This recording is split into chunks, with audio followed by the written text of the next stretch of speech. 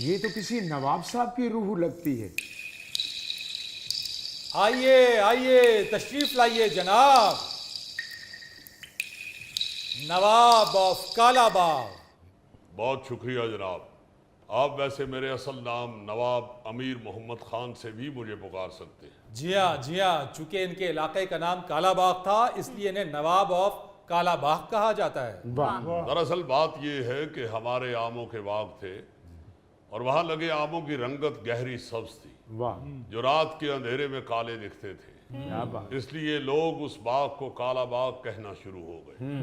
وہ چونکہ ہمارے باغ تھے اس لیے ہمیں نواب آف کالا باغ کہا جاتا رہا۔ یہ ہے وہ نواب صاحب جو جب تک مغربی پاکستان کے گورنر رہے کسی کو ذخیرہ اندوزی کرنے کی جرت نہیں ہوئی۔ دیکھو بیٹا، اس کے لیے حکمران کا خاندانی ہونا ضروری ہے۔ بہت واہ اچھا۔ نواب صاحب۔ خاندانی کون ہوتا ہے؟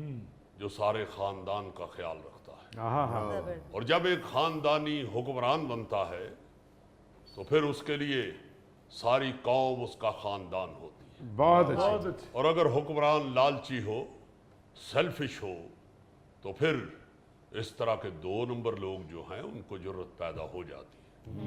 اللہ کے فضل سے میرے دور میں چوہے بھی بوری ٹکنے سے پہلے 100 دفعہ سوچتے تھے۔ ارے واہ۔ اور یہ بات نواب صاحب سے محاورتاً نہیں کہہ رہے ہیں۔ ایک بار ملکہ برطانیہ نے نواب صاحب کی تعریف کرتے ہوئے کہا کہ پاکستان میں جنگل کا شیر بھی ان کا کہنا ماننے پر مجبور ہے۔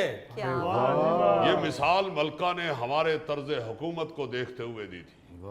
اور کوئی ایسا نہیں تھا کہ ہم جنگل میں جا کے شیر کے سامنے کھڑے ہو کے ہاؤ کرتے تھے۔ حالانکہ ملکہ الزبتھ دوئم کے دورہ لاہور کے موقع کے اوپر نواب آف کالا باغ نے ملکہ سے ہاتھ ملانے سے انکار کر دیا اور وجہ یہ بتائی کہ یہ مشرقی روایات کے خلاف ہے۔ واہ، آپ کی اجازت ہو تو ایک جگت کر لوں؟ کیوں نہیں، میرا طرز حکمرانی سخت تھا، ویسے تو میں خوش مزاج آدمی ہوں۔ نواب صاحب آپ نے بتایا نا ابھی کہ میرے خوف سے چوہے بھی بوری نہیں ٹکتے تھے۔ یا اب تو ایسا دور آ گیا نواب صاحب، ایک چوہا گوگے کے پاؤں کو ٹکنا شروع ہو گیا۔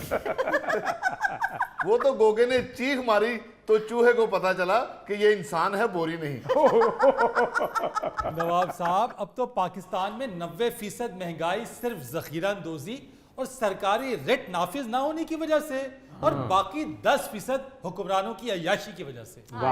یہ جو آپ نے 10% مہنگائی کا ذکر کیا ہے، ہم یہ سمجھتے ہیں کہ اگر حکمران عیاشی چھوڑ دیں تو باقی 90% مہنگائی بھی ختم ہو جائے۔ ہمیں اچھی طرح یاد ہے کہ ہمیں پتا چلا کہ کسی گودام میں کوئی تاجر جو ہے وہ سرکاری ریٹ سے مہنگی گندم بیچ رہا ہے۔ اچھا۔ ہم فوری طور پر اپنے لوگوں کے ساتھ اس گودام پہ پہنچے اور اس تاجر سے اتنا ہی کہا کہ ہمارے مونچھوں کو تاؤ دینے سے پہلے اپنے ریٹ نیچے لے آؤ، ارے واہ۔ ورنہ دنیا تمہارے انجام کی مثالیں دے گی۔ فرید اس کے بعد کسی تاجر کی جرت نہیں ہوئی کہ وہ سرکاری ریٹ سے زیادہ پیسے وصول کرے۔ کیا بات۔ جی، ہمارے بزرگ بتاتے ہیں کہ 1965 کی جنگ میں اناج کی قلت پیدا ہوئی۔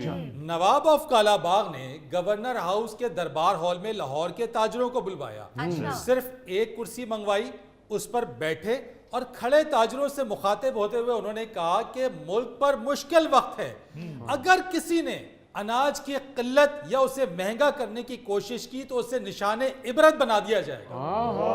اور آپ تاریخ اٹھا کے دیکھ لیجئے، جنگ کے دوران اناج کے قحط یا مہنگائی کی کوئی ایک شکایت بھی نہیں ہوئی۔ ہن حالت یہ جے نواب صاحب کہ روس دی تے یوکرین دی جنگ لگی ہے تے ساڈا سبزی والا کہہ رہا ہوندا ہے او بھائی اوتھے جنگ لگی ہے، میں ٹینڈے نہیں جے سستے کرنے۔ بندہ یہ پیچھے پہ انہاں دی جنگ چ بمب دی تھان ساڈے ٹینڈے چلن دے۔ نہیں تو حکمران کہاں ہے؟ سکتے نے جی۔ اصل بات تو یہ ہے کہ حکمران کو عوام کے اور ملک کے حالات سے آگاہ ہونا چاہیے۔ ہم صرف اس آگاہی کے لیے اپنی تمام تر ڈاک اور معلوماتی کاغذات اپنے گھر میں منگواتے تھے، خود پڑھتے تھے اور خود ان کے جوابات دیتے تھے۔ اگر ملکی صورتحال سے آگاہی آپ کسی دوسرے سے لیں گے تو وہ تو آپ کو سب اچھا ہے کی ہی رپورٹ دیں گے۔ اس لیے हुक्मरानों को खुद अवाम में निकलना चाहिए, खुद उनकी शिकायत सुननी चाहिए। जी हाँ, और नवाब साहब की मौसर एडमिनिस्ट्रेशन का राज ही यही था। अहम ओहदों पर तैनात होने वाले अफसरान का इंटरव्यू ये खुद करते थे। अच्छा। उनका खानदानी पस मंजर और कई पुश्तों तक के बारे में आगाही हासिल करते थे। इनसे जब किसी ने पूछा कि आप ऐसा क्यों करते हैं, तो नवाब साहब ने जवाब दिया कि हम तो कुत्ता और घोड़ा खरीदते हुए भी शजरा देखते हैं, ये तो फिर भी मुल्क का मामला। वाह वाह वाह वाह वाह। अब तो सारी कौम ही लापरवाही का शिकार हो गई है नवाब साहब। अब मैं इशारे ते खलोते बंदे दे कोलों एक कुत्ता लिया खलोते कन्ना वाला। अच्छा ਉਹਨੂੰ ਘਰ ਲਿਆ ਕੇ ਮੈਂ ਨਵਾਇਆ ਤੇ ਉਹਦੇ ਕੰਨ ਥੱਲੇ ਜਾ ਪਏ। ਉਹ ਪਤਾ ਲੱਗਾ ਕਿ ਉਹ ਸ਼ਲੇਸ਼ ਨਾ ਖਿਲਾਰੇ ਸੀ। ਉਹ ਜਨਾਬ ਤੁਸੀਂ ਖਾਨਦਾਨੀ ਨਵਾਬ ਸੋ, ਇਸ ਲਈ ਇhtiyਾਤਾਂ ਵੀ ਤੁਹਾਡੇ ਅੰਦਰ ਖਾਨਦਾਨੀ ਸਨ। Yeah. ਅੱਜ ਕੱਲ ਤੇ ਲੀਡਰਾਂ ਨੂੰ ਕੋਈ ਕੁੱਤਾ ਘੋੜਾ ਕੋਈ ਤੋਹਫੇ ਚ ਦੇ ਦੇ ਤੇ ਲੈ ਲੈਂਦੇ ਨੇ। बस जब हुक्मरान तोहफे तहाइफ कबूल करने शुरू कर दे तो फिर एडमिनिस्ट्रेशन खत्म हो जाती है, लॉ एंड ऑर्डर कमजोर पड़ जाता है। वाह जी यार, ऐसे ऐसे वाकयात हैं नवाब साहब के कि मैं आपको क्या बताऊं। एक बार एक बच्चा अगवा हो गया।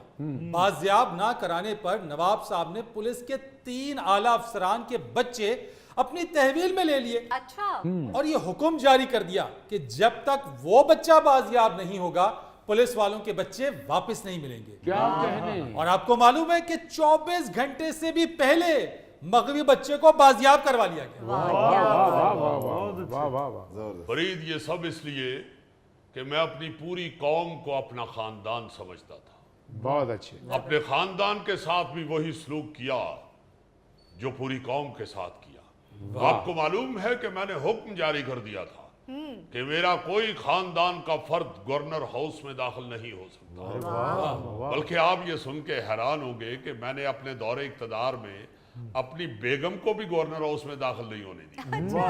इस बात से आपकी परजाई ने 2-3 दफा मेरी बेइज्जती भी की,